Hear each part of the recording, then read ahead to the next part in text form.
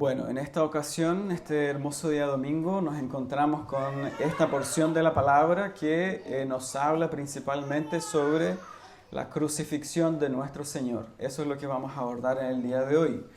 Y ustedes recordarán que el domingo anterior vimos la porción del pasaje anterior en la cual finalmente después de estos juicios a los cuales Jesús fue sometido, y el segundo de ellos en manos de Poncio Pilatos, finalmente él de una forma muy cobarde accedió a los gritos de la multitud y entonces decidió soltar a Barrabás y entregar a Jesús a la crucifixión y lo condenó entonces a la muerte. El texto 16, la última parte, el versículo dice que tomaron los soldados entonces a Jesús y se lo llevaron, después que Poncio Pilato accedió a entregarlo a la crucifixión. Entonces, desde ahora en adelante comenzamos toda la caminada de Jesús hacia la cruz. Hoy el texto concluye con la crucifixión y ya para adelante vamos a ver ahora qué es lo que ocurre cuando Jesús muere por los pecados de su pueblo en la cruz del Calvario. Entonces, el texto de hoy, si usted me acompaña en su Biblia abierta, tiene dos grandes momentos. El primer momento está cuando Jesús entonces va camino a la cruz, y otro momento que vamos a ver hoy, que es cuando Jesús está en la cruz del Calvario y es crucificado entonces. En primer lugar, usted puede acompañar conmigo en el texto que se nos dice de que Jesús, cargando su cruz, salió al lugar. Bien, aquí entonces usted tiene que recordar lo que nosotros hemos dicho y hemos visto en la palabra de Dios, de que Jesús no iba con su integridad física al máximo, ¿cierto? Cargando su cruz como cualquier persona y un fortachón y todo, que no tiene ningún problema en cargar la cruz, sino que Jesús estaba profundamente debilitado, estaba profundamente azotado. Los látigos de los romanos, de los principales, de entre ellos, habían venido ya sobre Jesús. Él estaba entonces profundamente debilitado y su cuerpo ya no aguantaba más. Entonces, en este momento su piel había sido arrancada, grandes trozos de su piel, y él entonces, a pesar de todo eso, con una corona de espinas, ¿se acuerdan que era de 2 a 3 centímetros aproximadamente, penetrando en su cabeza, todo el sangrado que él tenía? Imagínense ese estado de una persona. Se le obliga ahora a llevar la cruz. Bueno, ¿qué es la cruz? ¿Qué es lo que se nos dice entonces de esta forma de morir? La cruz era, la crucifixión, la peor forma de morir en aquellos días. Los romanos, ellos en aquellos entonces, cuando el imperio romano estaba avanzando por gran parte de todo aquel territorio, ellos entonces con gran poder se caracterizaban también por ser muy malévolos, eran personas muy malas, muy agresivas, y estaban ideando una forma para matar a todos los ladrones, los homicidas, todas las personas malas, de una forma más cruel de la que había hasta en ese entonces. Si hubiera hoy una forma terrible de morir, ellos estaban pensando qué podemos inventar para hacer sufrir más a esta persona que es condenada, y que no sea una muerte tan lenta, tan rápida digo, sino que sea una muerte lenta en la cual la persona sufra muchísimo hasta la hora de su último suspiro. En aquel entonces la muerte más terrible era entre ellas la lapidación, cuando las personas morían también apedreadas en aquellos tiempos, y también el empalamiento. El empalamiento era también creado por todos ellos, en la cual se colocaba una estaca y se enterraba a la persona en esa estaca. Y la persona moría de una forma terrible, como ustedes pueden imaginar. Eso era lo peor que había, pero ellos en su mente malévola, pecaminosa y terrible, llena de pecado, crearon una forma peor a eso. Y la forma peor es esta, la crucifixión. Ellos entonces idearon esto para todos aquellos que habían roto con la justicia, personas injustas, condenadas después de juicios a la muerte, por haber sido ladrones, por haber asesinado y todos esos pecados que nosotros conocemos, que no son solo pecados, sino son crímenes también, ellos los sometían entonces a esta terrible forma de morir.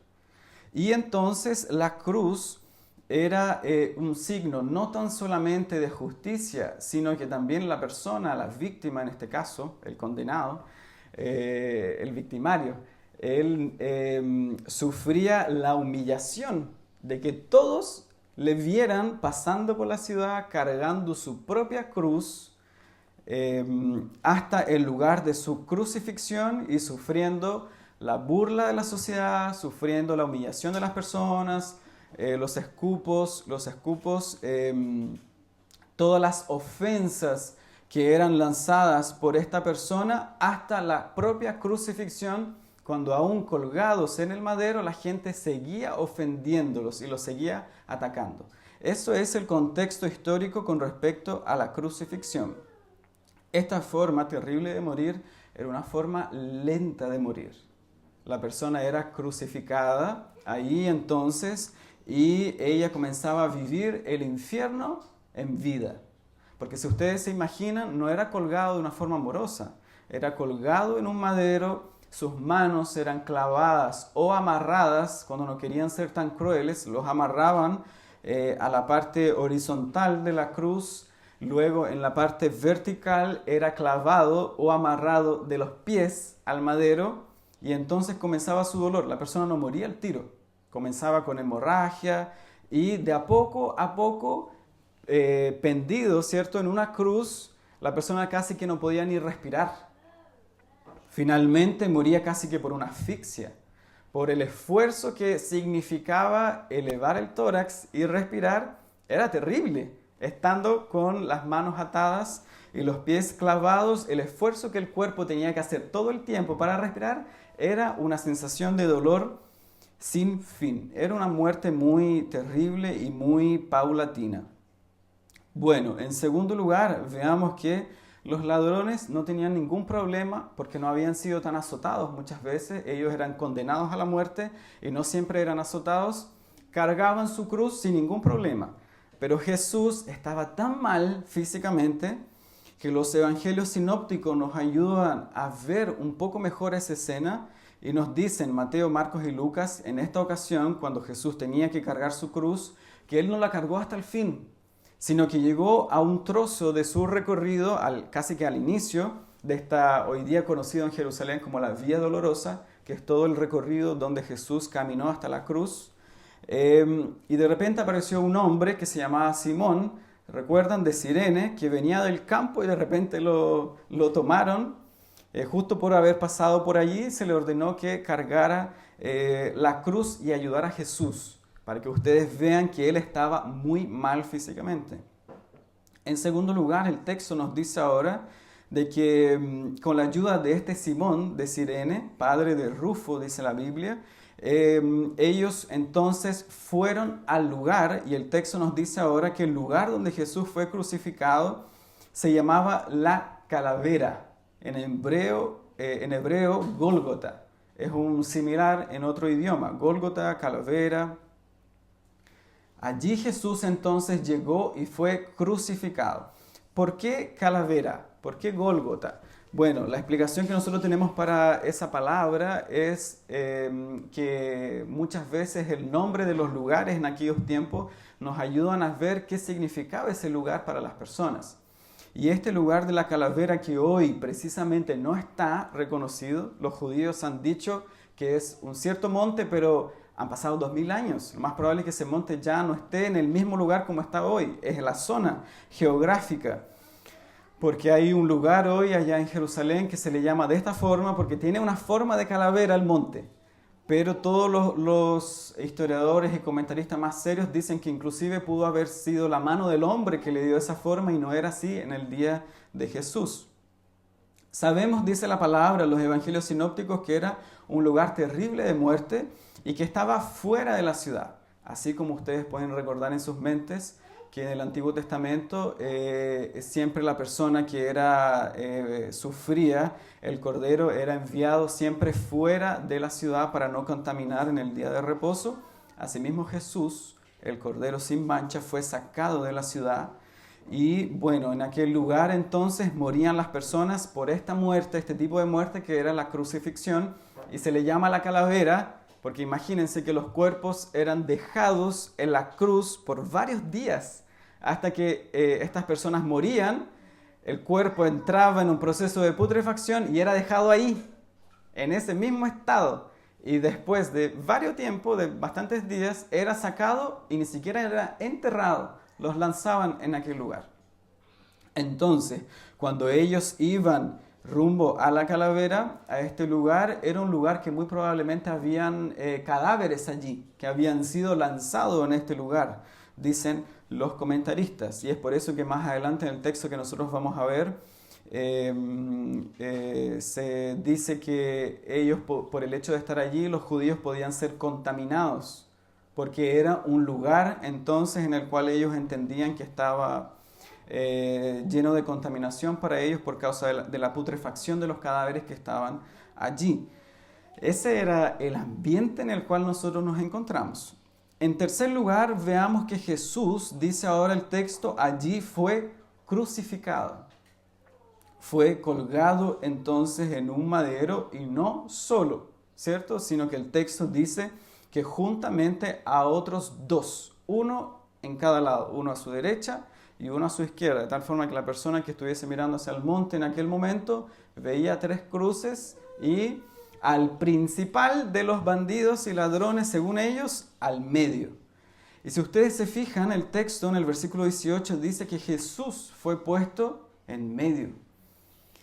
El texto nos dice que Jesús entonces fue colgado en el madero y la cruz era muy probablemente de madera con una forma de una T latina, no una T así, sino una T así, ni como una X, porque otros también fueron crucificados de varias formas, los padres de la iglesia, como una X, como una T invertida, en el caso de Pedro. Jesús fue en el caso de una T levantada, erguida, fue clavado entonces sus extremidades superiores a la parte horizontal de la cruz, sus pies atados y clavados, dice la palabra, a la parte vertical de la cruz, y allí entonces él comenzó a sufrir los dolores del infierno que nosotros debimos haber padecido por causa de nuestro pecado. Los romanos, para empeorar el cuadro de Jesús o de las personas que eran crucificadas, les colocaban una tabla en los pies para que esta persona descansara un poco, pero no lo hacían para que descansara simplemente, sino para alargar su proceso de muerte y que sufriera más todavía, hasta que esta persona sufriera un shock de todos lados, en todo lo que podamos llamar en la ciencia, y sufriera y padeciera por asfixia. Así moría esta persona clavada en la cruz. Los sinópticos nos ayudan a ver que ellos fueron y colocaron a otros dos bandidos al lado de Jesús, uno a su derecha, a su izquierda, que probablemente por 5 horas blasfemaron contra Jesús, dice el texto. Ellos se burlaban de Jesús. Imagínense que estando en aquel estado ya de muerte, de padecimiento y de sufrimiento sin fin, aún así ellos decían maldiciones contra Jesús. Si tú eres el Hijo de Dios, baja de la cruz. Defiéndete por ti mismo. Y el otro, al otro lado, decía lo mismo. Misteriosamente, de una forma gloriosa, en esas 5 horas probablemente de esta burla contra Jesús, en este periodo de nuestro texto, la palabra dice que Jesús, muy probablemente con su mirada, Él era la verdad de Dios encarnada. Uno de ellos fue convertido en este preciso momento y entonces, después de harto tiempo maquinando maldades contra Jesús, vio su mansedumbre, vio su santidad, su vida sin pecado y creyó en el nombre de Jesús y fue salvo en este momento del texto. En cuarto lugar, para seguir con la explicación del texto. Esto es una mera explicación del texto, después vamos a entrar al fondo del texto, que es lo que nos llama más la atención. En cuarto lugar, veamos ahora en el versículo 19 y versículo 20 que Pilato siguió la tradición de aquellos días, que era colocar una placa sobre el crucificado en la madera clavada, en el cual la costumbre era que allí se colocara entonces el delito por el cual la persona estaba en aquel lugar. Entonces podría haber sido homicida, pudo haber sido por insurrección, que era levantarse contra el imperio romano. Eso era una causa para ser crucificado.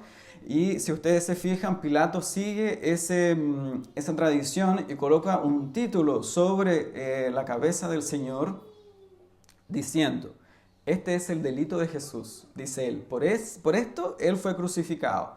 Ser llamado Jesús Nazareno, rey de los judíos. Ese era el delito para ellos. Por eso Jesús fue crucificado. La palabra dice que muchos judíos leyeron este título y se enrabiaron contra Pilato porque dijeron: cambia ese nombre. Porque más encima no lo colocó solo en hebreo, lo colocó en hebreo, en latín, lo colocó en arameo, dicen los otros sinópticos. Y no escribas rey de los judíos, como dando a entender que verdaderamente era el rey de los judíos, sino que coloca: yo soy el rey de los judíos, como que Jesús inventó ser rey de los judíos. Y Pilato, a este nivel ya sobrepasado por el drama que tenían los judíos, porque él quería liberar a Jesús, si ustedes recuerdan, y por el hecho de que los judíos finalmente le torcieron el brazo a Pilato, y él tuvo que ser entonces llevado a entregar a Jesús a la crucifixión. Pilato se burla. Si ustedes se fijan, el texto tiene una nota de burla. Respondió Pilato: lo que he escrito, he escrito. O sea, lo que yo escribí se acabó y nadie va a cambiar eso. Sin darse cuenta él de que esta era la forma soberana de Dios para proclamar allí a los cuatro vientos y en todos los idiomas posibles en aquel lugar de que Jesús verdaderamente es el rey del Israel de Dios. Allí estaba siendo el rey de ellos, crucificado en la cruz del Calvario. Bueno, ¿cuál era el delito de Jesús? La patente mostraba su delito. Si ustedes se dan cuenta, era haberse hecho hijo de Dios. Ellos por eso le crucificaron. Si ustedes recuerdan los textos que vimos, Él merece la muerte porque Él se hace igual a Dios. Él dice ser el Hijo de Dios y Rey nuestro. Ese era su pecado y a ese nivel llega, si podemos hacer un paréntesis, la maldad humana. Haber visto al propio Dios entre los hombres, el Hijo de Dios, la segunda persona de la Trinidad, sin pecado, sin maldad, y les vieron y dijeron: este hombre es un hombre en el cual habita el príncipe de los demonios y él es digno de muerte. Y le dieron esta forma tan terrible de morir. Pilato se burla de ellos y dice: aquí están los judíos para que vean lo confuso que son, y crucifican a su propio rey. En quinto lugar, veamos que en esta escena, la escena más importante de toda la historia de la humanidad, que es la crucifixión de Jesús, veamos que ahora los soldados, burlándose de Jesús en el versículo 23 y 24, ellos tomaron sus vestidos. La persona en aquellos días tenía comúnmente en su vestidura, en su forma de andar, era compuesta por dos partes. Una era su túnica, que era la parte más interna, y la otra era su manto. Entonces era costumbre de que al crucificado se le sacara su vestidura y se distribuyera entre los soldados que estaban allí por un tema de suerte y como por un tema de mérito. Así como que clavamos al homicida, clavamos a la persona que estaba levantándose contra nuestro gobierno, nosotros los matamos y sus vestidos caen sobre nosotros. Era como una forma de justicia, por decirlo de esa forma. Si ustedes recuerdan después en Hechos, cuando apedrean a Esteban, le sacan su ropa, ¿cierto? Y se las dejaron a los pies de sus juzgados, de sus jueces. Entonces ellos tomaron las ropas de Jesús, tomaron su manto, dice el texto, tomaron su túnica. La túnica era sin costura, entonces estaba hecha de la misma forma de arriba a abajo, y ellos dijeron: con la túnica no la partamos, sino que echemos suerte sobre ellas, dando entonces cumplimiento a la tradición que ellos tenían. Si ustedes se fijan, los hombres en su maldad estaban dando rienda suelta a su pecado. Sin embargo, esto no está fuera del plan de Dios. Esto no está fuera del plan divino. Esto era para que toda la Escritura se cumpliera.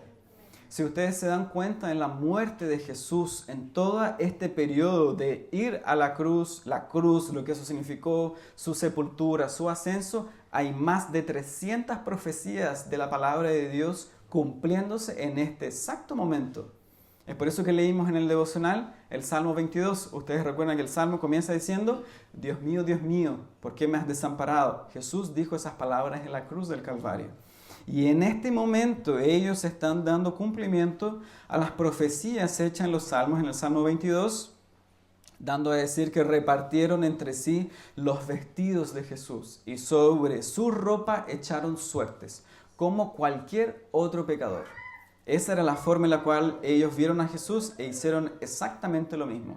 Y la palabra de Dios dice, y así lo hicieron, sin ellos darse cuenta de que estaban dando cumplimiento al plan divino de Dios, a profecías hechas cientos de años que esto ocurriera. 700 años que Jesús viniera al mundo, habían profecías que habían sido dichas por boca de los profetas y se estaban cumpliendo con su venida, su muerte y su resurrección. Todo eso entonces dio cumplimiento a la profecía hecha por el salmista en el Salmo 22, en este mismo momento de su muerte. Bueno, entremos ahora en aguas más profundas. Tenemos dos grandes preguntas para resolver hoy día al leer este texto, porque una vez más, cuando usted salga de aquí, mi intención no es que usted sepa más sobre la crucifixión o cómo los romanos idearon todo esto. Eso hace parte para que podamos entender el contexto. Sin embargo, hay verdades más profundas en nuestro texto. Hay dos grandes preguntas. ¿Por qué Jesús fue crucificado? ¿Cuál es la razón de su crucifixión? Y la segunda pregunta que necesitamos responder es ¿por qué Jesús va a la cruz? ¿Por qué se somete a la cruz? La primera pregunta, amados hermanos, es el centro de toda la historia redentora, la crucifixión de Jesús. Si ustedes recuerdan, aquí no está muriendo un hombre cualquiera. No es un mero hombre. Cuando los romanos dijeron, aquí está el hombre, no era solamente un hombre, era el eterno Hijo de Dios. Él habitaba con el Padre, con la Trinidad, en la eternidad, antes que todas las cosas fueran hechas. Él era el primogénito, fue el primogénito de la creación. Nada de lo que ha sido hecho fue hecho sino por intermedio de Él. La palabra dice que Él es el Verbo de Dios. Es la palabra de Dios. Él estaba desde siempre. Cristo no comenzó a existir en el momento en que Él nació del vientre de María. Cristo es preexistente. Él en su naturaleza divina es eterno, superior inclusive a los ángeles. No es creado por Dios, sino que es el propio Dios. Es la segunda persona de la Trinidad que entró en el tiempo, porque Dios habita fuera del tiempo, no como nosotros los mortales. Él entró en el tiempo, se hizo hombre, se hizo siervo y vino a morir padecer en mano de pecadores, porque esta es la forma por la cual Dios había establecido que los pecadores por su pecado debían padecer con su vida. Y Jesús entonces, ¿por qué Él fue crucificado? Dios nos responde eso en su propia palabra, en la boca del apóstol Pablo, en 1 Timoteo 1, capítulo 15. Jesús vino a salvar a pecadores. Esa es la razón de la crucifixión. Cristo Jesús vino a salvar pecadores como usted, pecadores como yo. El apóstol Pablo inclusive dice que Él es el primero de los pecadores. Cristo vino entonces a morir por pecadores. Esa es toda la historia central de la Biblia. Toda la Biblia de Génesis a Apocalipsis tiene solo un mensaje y es enseñarnos cómo Dios salva a pecadores. La palabra de Dios en su mensaje central y más el núcleo de todo el mensaje de la Biblia no es tratar sobre su felicidad. Dios nunca nos ha hablado, nunca ha enviado a su Hijo para hacerlo a usted feliz en primer lugar, ni para quitarle sus deudas económicas, ni para quitar sus traumas como lo enseña la psicología, sino que Dios en primer lugar, Él envió a su Hijo al mundo a salvar a pecadores. Es por eso que el apóstol Pablo, cuando él comienza a escribir a la iglesia que está en Roma, él dice que nuestro Señor Jesucristo vino para dar cumplimiento a las profecías que Dios había hablado por sus profetas hace mucho tiempo, con respecto, dice él, al Evangelio de Dios.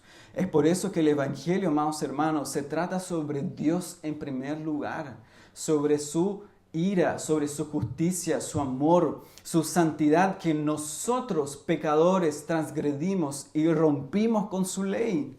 Y Él entonces, Él mismo toma sobre sí la forma para salvarnos, para redimirnos de nuestros pecados. Y no había otra forma a no ser que Jesús, el Hijo de Dios, la vida eterna, entrara en el tiempo y viniese a morir por pecadores, como usted y como yo. A Él nadie le quitó su vida, nadie le arrebató su vida. Los pecadores están dando cumplimiento al propósito eterno de Dios. Jesús dijo, yo coloco mi vida y si yo quiero, yo la vuelvo a tomar, porque nadie a mí me la quita. Lo que nosotros estamos viendo en este mismo instante, Jesús entregando su vida en manos de pecadores, es el espectáculo más glorioso que se ha visto en toda la faz de la tierra. En miles de años no hay un escenario más grandioso de lo que nosotros estamos viendo en este momento, que es el Hijo de Dios entregando su vida en manos de pecadores por pecadores que creen en su nombre. Él está entregando su vida en la cruz del Calvario para que usted, oveja perdida del rebaño de Dios, sea salvo. Él vino no solamente para hacer posible su salvación, si es que usted cree en su nombre. Él vino para hacer efectiva su salvación. Él compró su salvación, la suya que cree en el nombre del Hijo de Dios. Él vino, en otras palabras, Él vuelve a decir, Él vino para buscar y a salvar lo que se había perdido. Usted estaba perdido, delitos y pecados. Usted tiene que hacer un recordatorio de quién usted era, de quién yo era, pecadores, transgresores de la ley de Dios. Si nosotros colocáramos nuestra vida delante de los ojos de todos en este mismo instante, las personas lo más probable es que saldrían huyendo de este lugar al saber el tamaño de pecado que había en nuestra vida. Porque ni usted ni yo éramos los mejores, ni usted ni yo éramos los más dignos del Hijo de Dios. De hecho, los más indignos del Hijo de Dios. Y sin embargo, Dios envió la solución para su problema. Y la solución para su problema, la salvación para su problema, es el Señor Jesucristo. Él vino y tomó sobre sí, sobre sus manos, la salvación de su vida. Porque si usted se da cuenta, no pudo ser Moisés, no fue un ángel, no fue un arcángel, el arcángel Miguel, muy poderoso. Él no pudo dar solución al problema del pecado. Los profetas no pudieron. David no podía quitar su pecado que había en su corazón. Debía ser el Hijo de Dios, verdaderamente hombre, porque siendo verdaderamente Dios, Él pudo cumplir la ley de Dios. La ley de Dios que había sido quebrantada, Cristo la pudo cumplir. Nadie la pudo cumplir. Nadie pudo llevarlo y restaurar lo que se había quebrado. Jesús lo hizo. Y Jesús entregó su vida por pecadores. Es esto lo que Jesús está haciendo en la cruz del Calvario. Él sabía lo que iba. Cuando le llevaron al Calvario, no es el fracaso de Dios. No es que esto le tomó por sorpresa, porque Él pensó que habiendo cumplido la ley de Dios, pudo haber sido ascendido a los cielos y se acabó. Y listo, fin del problema. Y vine, pero ya me cansé de estos pecadores y me voy, que sean todos destruidos. No, el plan de Dios no era que eso fuera así, sino que Él entregara su vida en la cruz del Calvario, porque al tercer día Él resucitaría, habiendo satisfecho la ira de Dios. Él sabía lo que iba, porque Él, si ustedes recuerdan, cuando dijo, vayamos a Jerusalén, sus discípulos dijeron, bueno, allá también nosotros vamos con Él, porque ellos sabían lo que significaba volver a Jerusalén, que era que Jesús iba a caer en la mano de los pecadores e iba a ser muerto. Jesús sabía lo que iba. Él tenía en su mente la voluntad de su Padre. Él no hacía nada de lo que estuviera fuera de la voluntad de su Padre. Él está dando cumplimiento a la voluntad del Padre, que era haber sido enviado al mundo para cumplir la ley de Dios, para vivir una vida sin pecado, sin maldad, sin iniquidad y haber muerto por pecadores.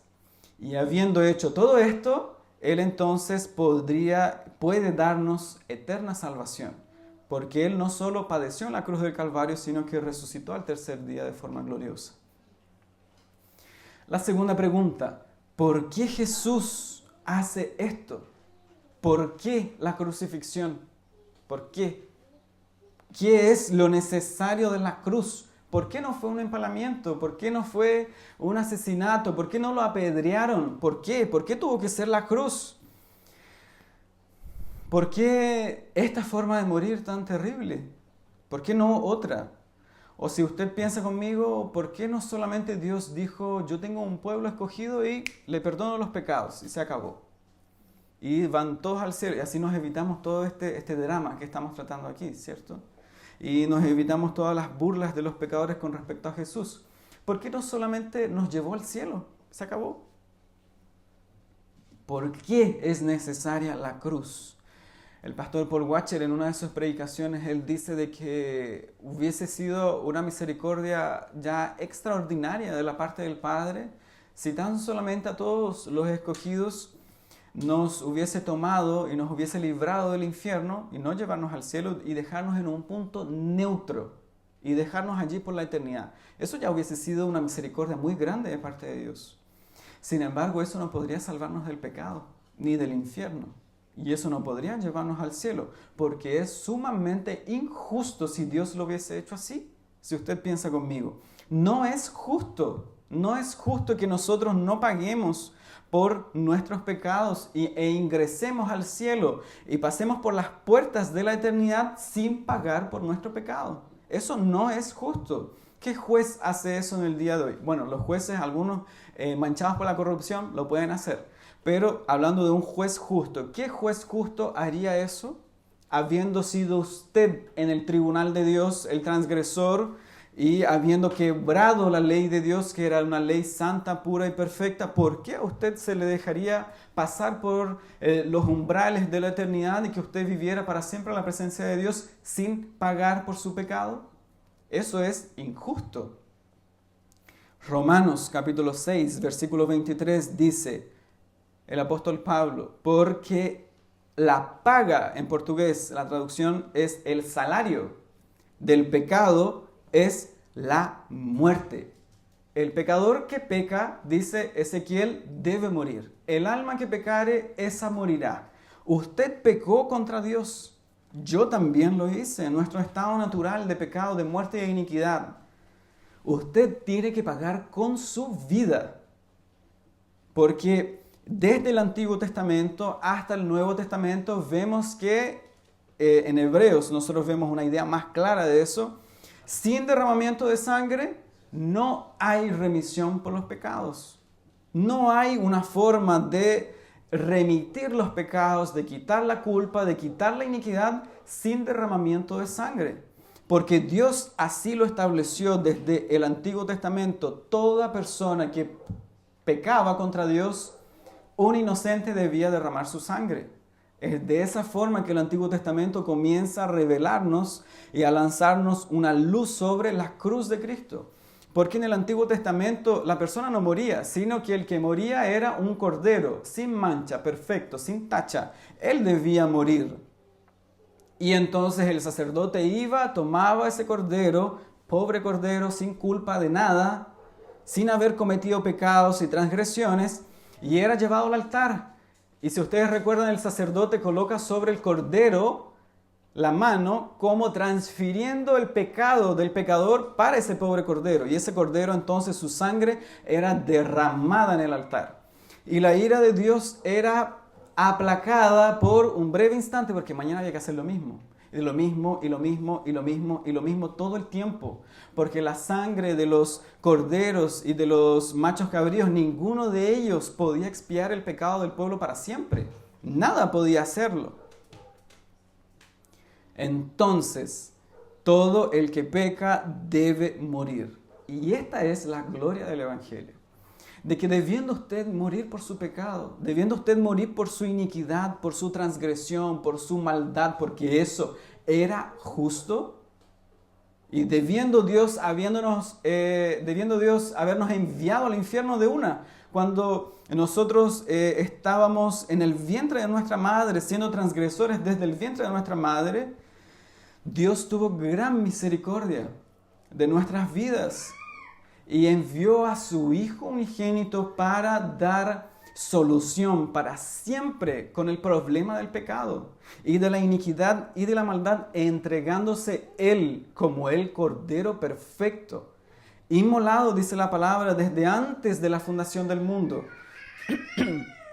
Y Cristo Jesús entregó su vida. ¿Cuál Cordero? En la cruz del Calvario, donde ocurrió esta transacción gloriosa de sus pecados sobre Él, todos sus pecados, toda su vida de maldad, su iniquidad, sus transgresiones transferidas a Él, el Cordero de Dios, sin mancha, sin pecado, sin iniquidad, y su justicia cumplida por haber dado cumplimiento a toda la ley, le es depositada a los pecadores que creen en su nombre, porque Él pagó la deuda. Él satisfizo la ira de Dios completamente y Él murió en nuestro lugar. Nosotros, los malditos, éramos malditos, la maldición de Dios estaba sobre nuestra cabeza. Y Él tomó esa maldición y esa maldición vino sobre Él. Él se hizo maldito. La palabra de Dios en el Antiguo Testamento, en las palabras de Pablo a los romanos, dice: Cristo nos redimió de la maldición de la ley, porque todo el que quebrantaba la ley era maldito, la maldición de la ley venía sobre él. Cristo se hizo por nosotros maldición, porque está escrito en el Antiguo Testamento: maldito todo el que es colgado en un madero. Por eso tenía que ser la cruz.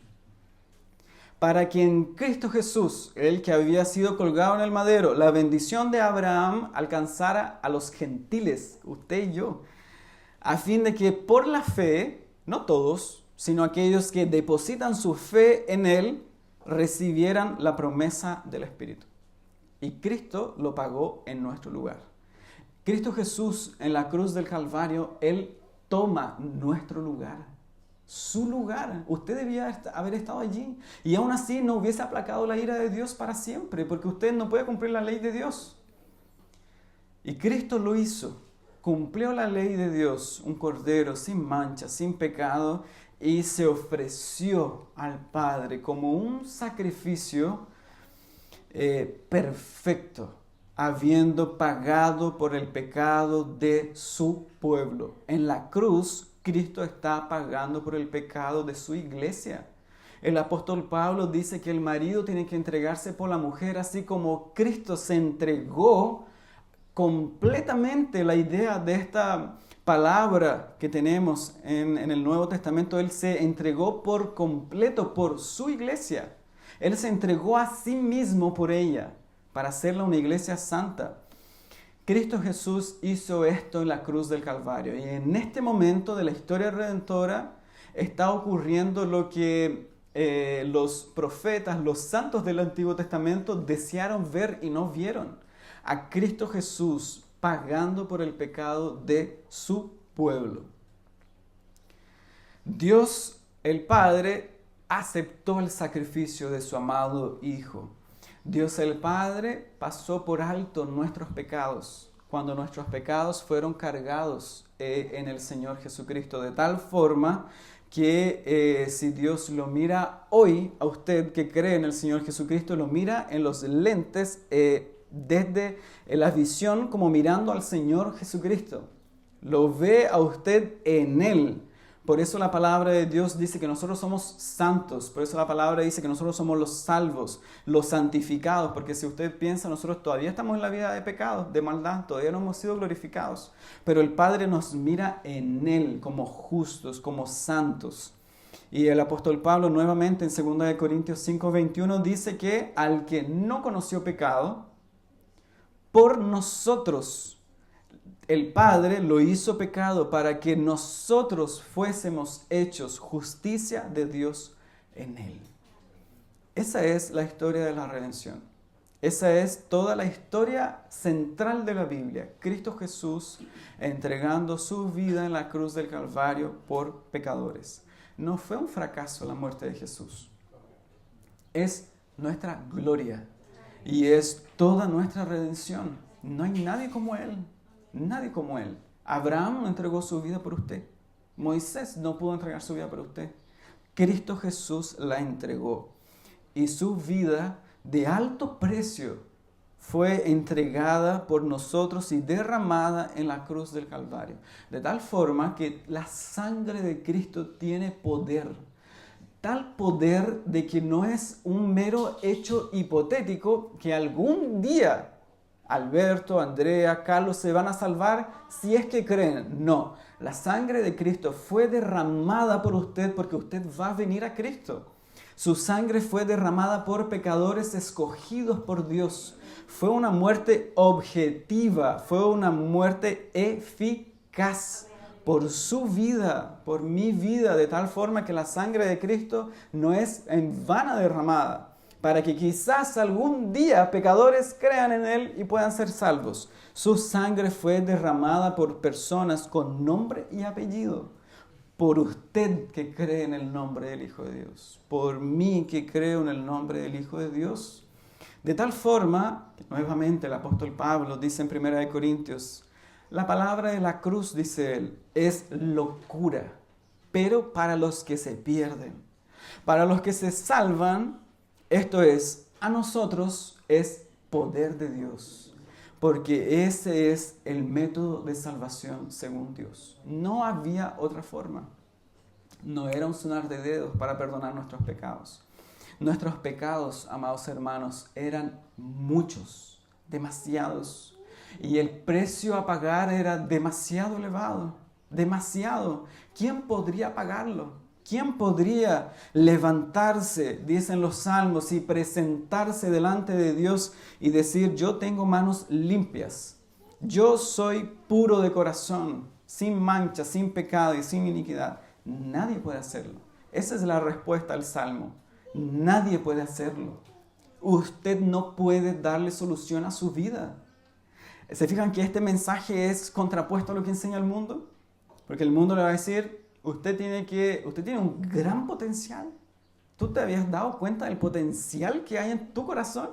Tú tienes que mirar la luz que está dentro de ti y dejarla brillar.